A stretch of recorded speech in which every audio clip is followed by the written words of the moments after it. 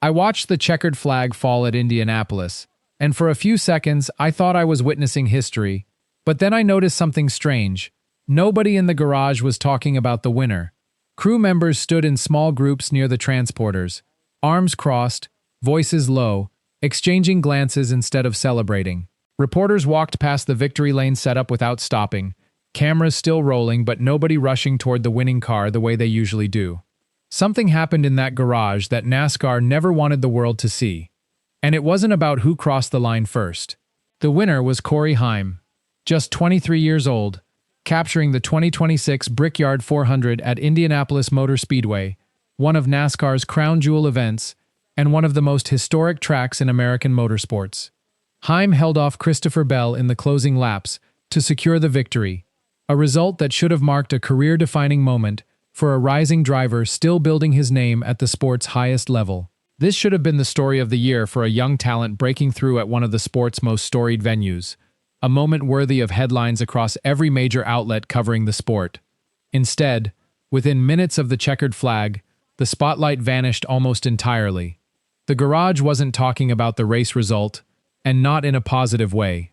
The first spark came from Joey Logano, the three-time Cup Series champion, whose voice in the garage carries weight that few others can match. Logano didn't just complain about the race. He asked reporter Jeff Gluck a pointed rhetorical question that immediately set the tone for what was coming. Logano said, "What will it take to see a green flag pass for the lead here in the next-gen car?"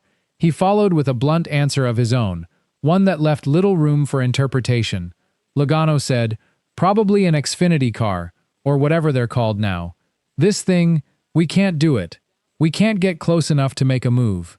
Logano still called Indianapolis a crown jewel race, and admitted it hurts not to win it, a detail that added a layer of genuine disappointment rather than pure criticism. Coming from a driver with 3 championships to his name, the frustration carried weight far beyond a single race result. If a veteran of his stature is this frustrated, the question becomes what it means for everyone else in the field. Before we go further, my channel, NASCAR Trackline TV, is closing in on 500 subscribers, and this story is exactly the kind of racing breakdown this channel was built for.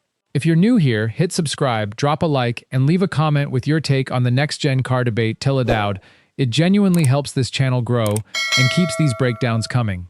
Alright, back to Indianapolis.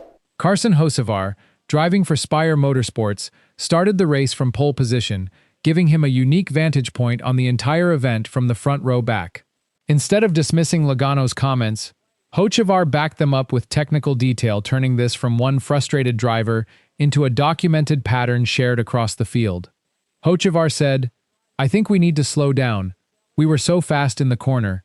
I don't know what it is." He added a second key observation about clean air's effect on lap times, one that pointed directly at the aerodynamic issue drivers were describing. Hocevar said, "I just think it's the second I got clean air, I went a second faster. I got by Reddick and was instantly a second faster."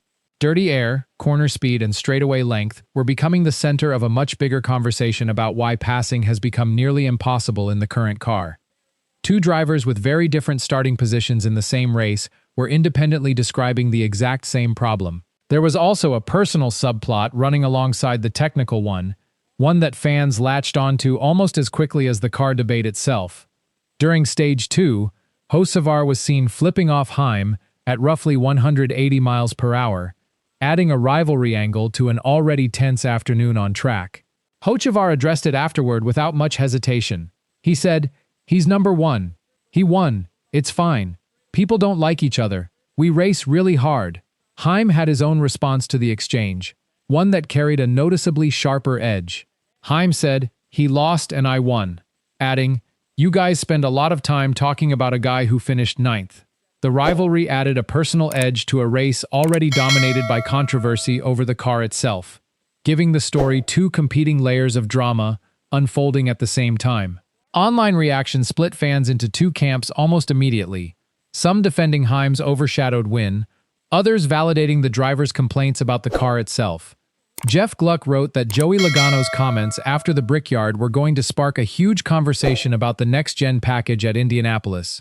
Bob Pockrass noted that drivers kept pointing to dirty air, corner speed, and aero wake as the biggest obstacles to passing with the current Cup car.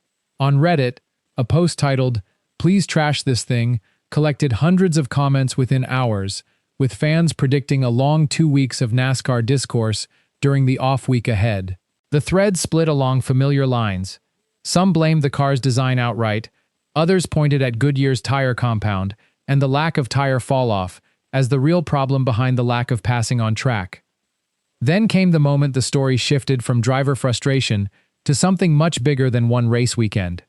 Dale Earnhardt Jr., a Hall of Famer, rarely wades into these debates publicly. When he does, people listen closely, and this time was no exception.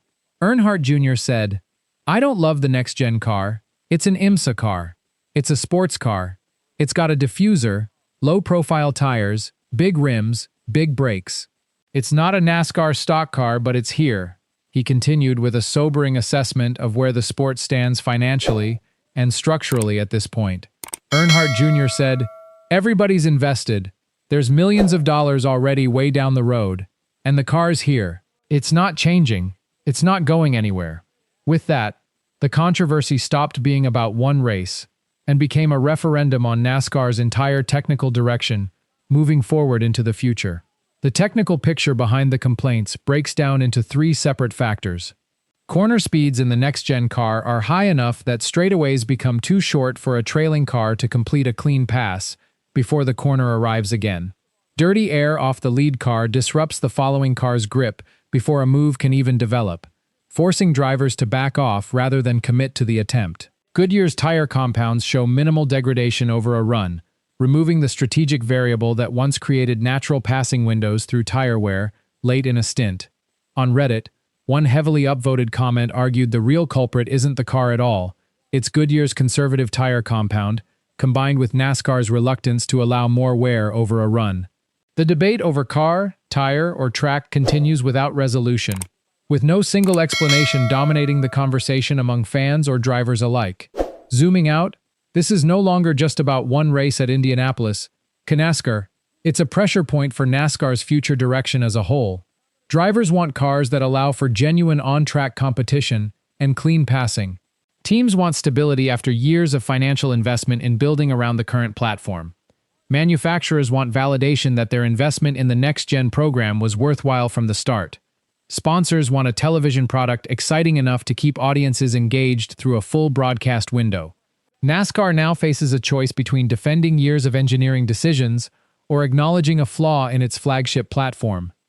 There is no confirmed evidence that NASCAR has admitted anything is broken or that changes are imminent. This remains speculation and mounting pressure, not confirmed fact at this stage. Cory Heim's historic win at Indianapolis, the moment that should have defined his season, became a footnote within hours of the checkered flag falling. The biggest story out of the Brickyard wasn't who won, it was the silence that followed, when the garage started wondering if the sport had taken a wrong turn with its flagship car. If this breakdown gave you a clearer picture of what's really happening in the garage, make sure to like, comment, and share this video. It makes a real difference for this channel. And if you enjoy real NASCAR breakdowns like this, you'll like what's coming next.